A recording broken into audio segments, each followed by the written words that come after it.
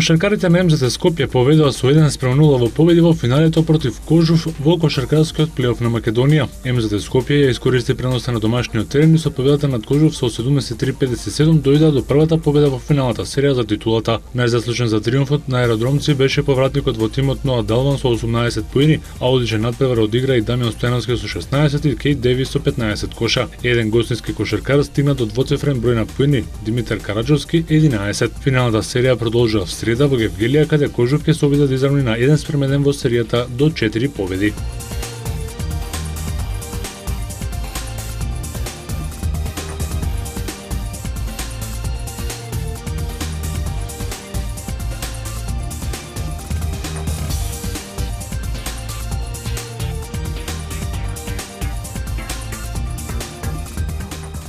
Реал Мадрид ќе го отпушти Жозе Мориньо и пред да ја заврши сезоната. На состанокот кој треба да се одржи денеска ќе биде донесена одлуката Мориньо да добие отказ. Доколку се случи тоа, на последните две првенствени средби против Реал Сосидад и Осасуна, тимот ќе го предводи тренерот на резервниот тим на Реал Кастилја Торел. Иако претходно Мориньо со претседателот Перес договорил да остане до крајот на сезоната, тоа сепак нема да се случи, особено откако односите на португалецот со раководството, играчите и навивачите дополнително се влошија по поразот во финалето на Националниот кралски куп. Реал Мадрид во сезоната 2012-13 атакуваше на 3 титули, а на крајот истата ќе ја заврши без ниту еден освен трофеј. Следната сезона на клубот на Реал Мадрид неверојатно ќе седи Карло Анчелоти, кој сака да го напушти паркот на принцовите.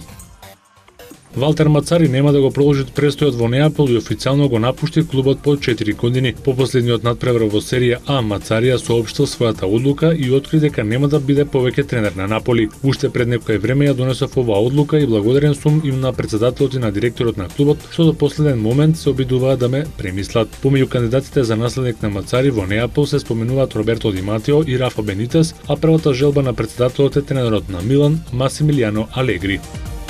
Рафа Надал е победник на тенискиот Мастерс турнир од серијата 1000 што се одржа во Рим. Тој во финалето во 2 сета за 1 час и 8 минути со 6-7 и 6-3 го соолда Роџер Федерер. За шпанецот ова е 7ми трофеј во италијанската престолнина, а 24-та Мастерс титула или вкупно 56-та во кариерата. Надал заработи нови 1000 ATP бодови и 500.000 евра парична награда. Кај дамите Серена Вилијамс во финалето ја победи Викторија Заренка во 2 сета со 6-7 и 6-3 и стигна до 5-та турнирска победа сезонова. За Вилијамс триумфот во Рим беше 51 во кариерата, а за победата во италијанската престолнина американката беа потребни 1 час и 35 минути игра. Турнирот во Рим за најдобрите тенисери беше последна проверка на формата пред стартот на вториот тениски гренслем годинава Ролан Гарос, кој стартува од 26 мај и ќе трае до 9 јуни и ќе се игра во Париз. Дани Педроса од Repsol Honda тимот е победник на големата награда на Франција што се воеше во Леман. Педроса на дожливи услови успеа да стигне до победата иако стартуваше од 6-та позиција. Со оваа победа втора поред го презеде и водството во генералниот поредок кај мотоциклистите од кралската класа. Неговиот клубски колега Марк Маркес ја освои пол позицијата, но имаше доста проблеми и на крајот успеа да заврши само на 3-та позиција. Британецот Карл Крачлоу од Ямаха го оствари својот најдобар пласман во MotoGP класата и заврши како второпласиран. Дури 7-то место му припадна на актуелниот первак Хорхе Лоренцо, кој, иако стартуваше од втората позиција, сепак не успе да стигне до пиедесталот. Валентино Роси излета во 80-тиот круг и ја заврши трката на 12-та позиција. Педроси има 83 бода, Маркес има 77, Лоренцо 66, а Крачлоу е пети со 55 поени. Валентино Роси е пети во поредокот на возачите со 47 бода. Следната трка се вози на 2 јуни за големата награда на Италија во Мугело.